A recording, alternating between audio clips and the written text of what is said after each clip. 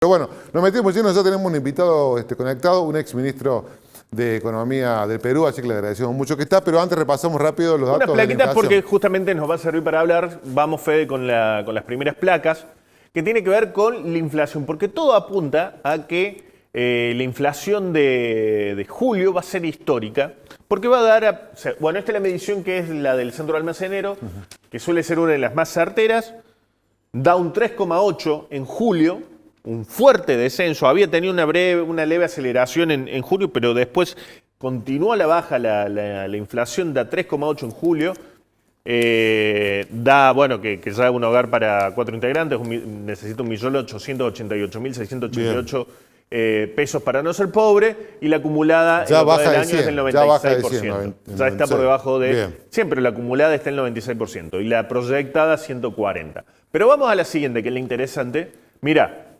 para encontrar el mismo nivel de la inflación de julio, que es 3,8, mirá hasta dónde hay que irse. Mira, mostrá ya, Juan, en que está de tu Enero lado. del 2022, dice acá, Exactamente, enero de 2022, ¿cuánto daba? 3,7. O sea, desde enero del 2022 no se registraba una inflación que va a estar en este... Por debajo de 4. Exactamente, en este nivel según lo que mide el Centro Almacenero. Y vamos a la otra que sigue siendo, que lo veníamos marcando, que seguía bajando, que es la de la canasta básica alimentaria, que es decir, lo que es alimentos. 2,1% da nomás. Esta sí nunca bajó el ritmo de suba, digamos. Pasó de un 37% en diciembre, baja al 25% en enero, 12,7%, 7,2%, 5,1%, 4,2% en mayo, 2,8% en junio y 2,1% en julio. Obviamente, para ser indigente, la línea de indigencia está en 604.000 pesos para un hogar de 4 integrantes. Pero ese 2,1 también hay que medirlo porque habla también, puede proyectar lo que va a seguir. El tema es, y que incluso se armó un lindo debate, es, bueno, ¿a qué costo está sucediendo esto?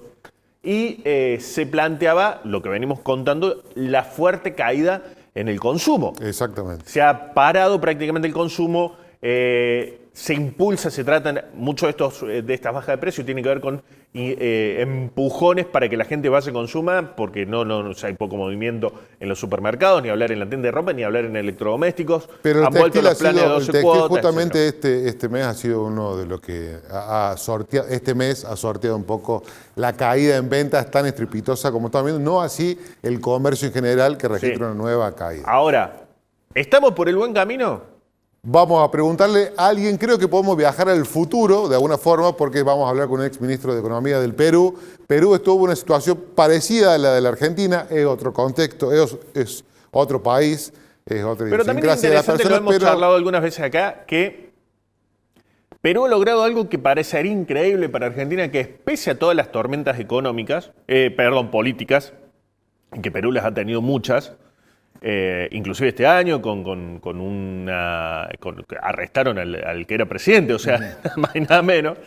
Y después hubo otro expresidente que se termina suicidando cuando lo iban a un presidente que era, Alan García, en lo que era en la política de Perú, había que hablar de un Néstor Kirchner, digamos, a ese nivel de figura, y se termina suicidando cuando lo van a arrestar.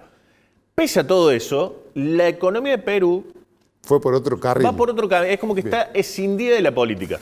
Luis Miguel Castilla, con línea conectado con Córdoba, Argentina. Gracias por estar. ¿Qué tal? ¿Cómo están? Gracias por la invitación. Bueno, ¿es exagerado decir usted viene el futuro a ver qué es lo que nos ¿Hacia puede dónde llegar vamos? hacia dónde vamos nosotros? ¿Nos puede ayudar a vislumbrar un poco ese camino? Es muy interesante porque escuchándolos sí parecía poco la discusión que teníamos en el Perú hace 30 años. Perdón, Hace 30 ¿cuánto hace? Perdón, ¿puede repetir eso? 30 años. En 1992, para ser más preciso, o más, tuvimos una situación parecida de cómo estabilizar la economía peruana y tratando de mitigar el impacto recesivo de un plan de ajuste draconiano como el que tuvimos que llevar a cabo en el país en aquel entonces. Haciendo, y ustedes lo mencionan, haciendo un símil, hay diferencias obviamente entre la economía peruana, la argentina. Lo que han estado haciendo hasta ahora relativamente bien a un costo social no menor es ordenar las cuentas públicas. Creo que hace un año nadie hubiese pensado que la Argentina estuviera registrando superávit primarios en las cuentas públicas. Y eso se ha dado y eso es parte de la ecuación. La inflación, estoy sorprendido de haber visto esta reducción tan fuerte. La pregunta es si es que esa reducción de inflación va a poder mantenerse a futuro o si es que se requiere anclar la expectativa futura en base a reformas más severas que aún todavía no se ven en la Argentina. Y me refiero al régimen cambiario, al régimen monetario, que todavía no es evidente cuál va a ser el desenlace de la situación argentina. Por Básicamente ahora, liberar. perdón Luis, hay como una cuestión, no sé si usted lo ve de la misma manera, pero una estrategia como de forzar la bajada de la inflación a través de algo que no se ha movido el ministro de Economía, Luis Caputo, que ha sido el famoso crawling peg del 2%. Se está yendo, si este ritmo de inflación sigue, a que la devaluación mensual del 2% del dólar oficial vaya a coincidir con los niveles de inflación si continúa esta desaceleración, que ya la canasta de alimentos ya prácticamente le embarró con el 2,1. Y eso es un argumento que utiliza el ministro de Economía para decir pronto vamos a liberar el cepo, esta imposibilidad de comprar y que el argentino puede libremente elegir qué moneda utilizar. ¿Eso es viable? Mire, yo creo que para poder llegar a un tipo de cambio flexible que refleje efectivamente los fundamentos de la economía argentina, lo que se tiene que trabajar es en la institucionalidad y la independencia total del Banco Central de Argentina a la influencia política. De hecho, eso no se logra de la noche a la mañana. Nosotros logramos reducir la inflación de niveles de 7.000% a niveles por debajo al 2% al cabo de 5, 6 años. Fue un proceso gradual de reducción que se iba en tanto se ganaba credibilidad. Y pasamos, nunca se prohibió la emisión, esta emisión que tienen sin crecimiento es una medida un tanto draconiana. Y fuimos gradualmente teniendo algunos objetivos monetarios intermedios y hoy día unas metas de inflación explícitas que se cumplen normalmente. Entonces, esta velocidad de la reducción inflacionaria argentina me parece que no sé cuán sostenible sea. Y de cara a la experiencia peruana, un elemento clave fue uniformizar los tipos de cambio a uno solo y ir a un tipo de cambio flexible. A ver si yo lo Eso- interpreto, Castilla. ¿Puede ser ficticio esta reducción de la inflación? Digamos, ¿puede ser una cuestión pasajera y que de repente pegue otra subida? No sé si ficticio, pero pueda que no sea, no sé si vaya a perdurar en el Sustentable. tiempo. Sustentable porque si uno no tiene credibilidad en el manejo monetario y es a costa de esta reducción, esta desinflación en Argentina es a costa de un ajuste draconiano muy, muy fuerte, esto no aguanta. Entonces tiene que haber cierto nivel de reducción de inflación que vaya de la mano de ganancias de credibilidad en el manejo monetario y cambiario, cosa que no se ve todavía del todo en mi criterio en la Argentina. Creo que haya dado un primer paso muy importante de estabilizar las cuentas públicas, que tenían déficits enormes, una serie de subsidios, de cuestiones no sostenibles, un nivel un tamaño del Estado muy, muy grande, y eso se ha venido reduciendo y con bastante efectividad a la fecha. En el tema, todavía me queda la duda si en el tema monetario, cambiario, la receta que están siguiendo ustedes del crawling peg va a ser lo que vaya a funcionar. Usualmente lo que funciona o que lo que funcionó en el caso del Perú fue soltar el tipo de cambio. Esto provocó obviamente un ajuste muy fuerte inicial, los precios se incrementaron y luego hubo una estabilización gradual y se ha mantenido en los últimos 30 años en niveles muy bajos de inflación. Luis, Pero la parte inicial fue más gradual. Me interesaría que nos explique algo, porque usted dio un punto de partida que fue el año 92, que Argentina también fue un punto de partida porque fue el inicio de la convertibilidad. También veníamos de un proceso hiperinflacionario en la última época de Alfonsín, los primeros años de Menem, de inflación de 3.000, 4.000% anual. Y bueno, y con el modo que encontró Argentina para estabilizar fue la convertibilidad, atar un peso a un dólar y de ese modo se mantuvo durante 10 años prácticamente la inflación en cero. Vos te acordás, éramos jóvenes nosotros, pero nosotros sí, nuestra generación sí vivió sin inflación. Hay que explicarle, usted sabe, Luis, acá en Argentina, a muchos chicos que han nacido ya directamente y en toda su vida han vivido con inflación. ¿Cuál fue lo que usted ve que tuvo la falta de ese modelo? Porque por ahí, no sé si termino de entender que le falta un ancla de ese tipo que tuvo en los 90. No sé si eso es lo que usted está marcando o si eso también sería un error, un plan parecido a la convertibilidad en los 90. A ver, nosotros pasamos de esquemas muy parecidos, de tipos de cambio distintos, manejados por digamos, el Estado, para distintos objetivos, muy distorsionantes todos ellos, a un esquema de flotación sucia. No hubo uno intermedio, o sea, el tipo de cambio se uniformizó y se soltó. Se liberó y ha habido un esquema de flotación sucia. Perdón, ¿y esa liberación implicó una acción del Banco Central tratando de pisar la evaluación? No. O sea, liberó y se hizo marcha atrás. Fue muy similar a lo que hizo Macri, digamos. No, porque Macri después tuvo que empezar a vender. De hecho, Pero vendió después reserva. lo hizo porque se le escapó. Bueno, pero esa es la pregunta que yo le hago. Sí, y la forma como se sostuvo fue acumulando reservas internacionales para defender, digamos, el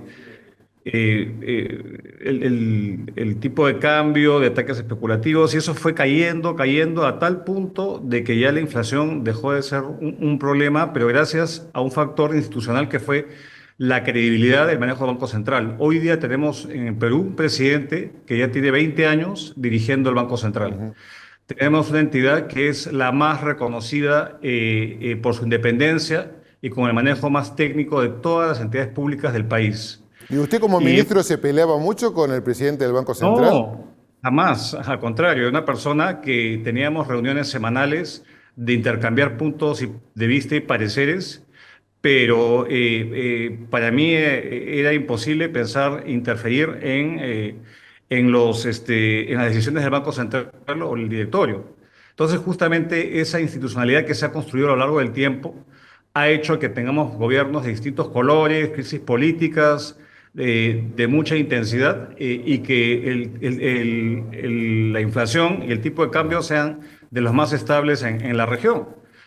A diferencia de otras partes donde el tipo de cambio es un termómetro de muchos problemas en los fundamentos. Entonces, bueno, acá vos lo estoy escuchando y el argumento que usted cuando lo escucha hablar es muy similar a lo que nos dice Milei a los argentinos. Escuchen, confíen, cuando baje la inflación, la cuestión salarial y la cuestión de inversiones se va a comenzar a acomodar y vamos a comenzar a vivir mejor. Vamos a tener un mejor pasar y vamos a recuperar salarios de la época de los 90, donde un trabajador ganaba arriba de $1.500. ¿Eso pasó en Perú? Pero mucho más gradual que en la Argentina. Acá este ajuste tan fuerte en la política monetaria y esta recesión tan fuerte que sufre la Argentina, la tuvimos, pero la reducción de inflación fue mucho más lenta. No pasó de hiperinflación a inflación de un dígito en un año. Eso fue muy difícil. Fue descendiendo, recuerdo de 7.000 a 100, a 25, y luego cayó al cuarto año a un dígito. ¿Hoy cuánto es la inflación, Miguel? Hoy día la inflación estaba en 2%, la anualizada.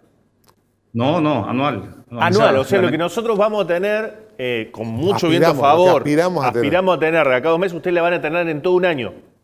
Correcto. ¿Y cómo se siente, perdón, ir al supermercado? Luis, perdón. Es 0,12% la inflación mensual. Claro. ¿Cómo se siente ir al supermercado y saber que todos los meses los precios son iguales? ¿Qué sensación? ¿Con qué se divierten? Si no es con eso. Con la política, ¿no? Con la política. Claro. Pero ustedes decían algo interesante y que creo que es fundamental entender las diferencias de los países. Acá veo mucha tensión respecto a la Argentina, porque hemos estado cuestionando nuestro modelo económico, políticos que nos venden distintas recetas, pero acá clave para la estabilidad de la moneda es que se tenga un manejo independiente de lo político, que de hecho se deriva de la Constitución, se deriva de leyes orgánicas que son muy difíciles de cambiar, y ahora de izquierda a derecha la única entidad respetada y lo que la población no tolera es inflación alta. Y se penaliza a los políticos que logran, que digamos que no logran respetar ese único consenso que hay en el país. Ahora, Entonces, Claro. Perdón, ¿cómo se logró eso? Porque, a ver, acá también el Banco Central supuestamente es independiente, pero siempre a los presidentes los nombra. No, el acá Cristina presidente. cambió, por eso echó a un presidente del Banco Central, En porque realidad cambió. ¿te acordás Redrado que se Redrado, atrincheró y bueno. en la época de Kirchner, no de Cristina? Pero terminó haciendo Pero era, digo, ¿cómo se logró ese acuerdo? Decir, che, bueno, no metamos más mano acá porque nos hundimos todo. Acá es casi imposible pensar en esa trascendencia de 20 años de un funcionario en una entidad para darle credibilidad. bueno, mire, yo creo que es parte de nuestra historia. Hay dos elementos que creo que cohesionaron a los peruanos en los últimos 30 años. Y en parte, curiosamente, se les atribuye a la gestión de Alberto Fujimori cuando estabilizó la economía, que fue derrotó al terrorismo. Y hoy día hay muy poca tolerancia, digamos, a cualquier tipo de movimiento subversivo, etcétera. Hay remanentes. Y lo otro es que estabilizó la moneda y los precios relativos. Entonces, y eso se ha mantenido, pero a la par de eso, siempre un manejo fiscal responsable. Y todo ha pasado por algunas leyes que se han aprobado y por tener prohibiciones constitucionales. Todo lo que estamos conversando está en la propia Constitución y cambiar la Constitución pues no es fácil en el país.